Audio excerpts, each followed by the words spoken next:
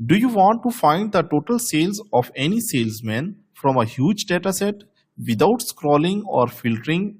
In this video, I'll show you how to combine SUM and VLOOKUP in Excel to get the answer in one click. Let's make your spreadsheet smarter. Don't forget to subscribe KnowHow and press the bell icon for more videos. So here you can see that I have the data in which I have different salesmen and their sales data for the month of July, August, September and October. And from this data, I would like to calculate the total sale here in this cell whenever I'll type any salesman name in this cell. So for this purpose, here in this cell, I'll apply the formula. I'll write equal SUM VLOOKUP. First, I need to select the lookup value that I will give in this cell. So I'll select this cell.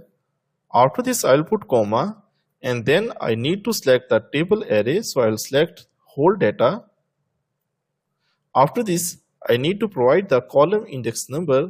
So because I want to add the 4-month data that are present in 2nd, 3rd, 4th and 5th column, so I'll provide these number in curly brackets.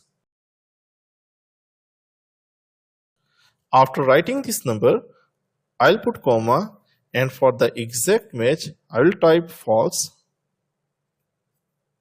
I'll close the bracket for VLOOKUP and again close the bracket for SUM and hit enter. So now you can see that it is giving me the total sales of the salesman that I have typed the name in this G3 cell.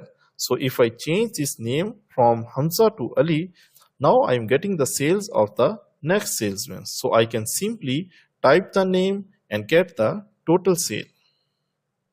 If this formula saved you time and headache, give this video a thumbs up and subscribe for more Excel magic. Got a formula challenge or a data problem? Drop it in the comments. I might feature it in the next video. Thanks for watching and see you next time.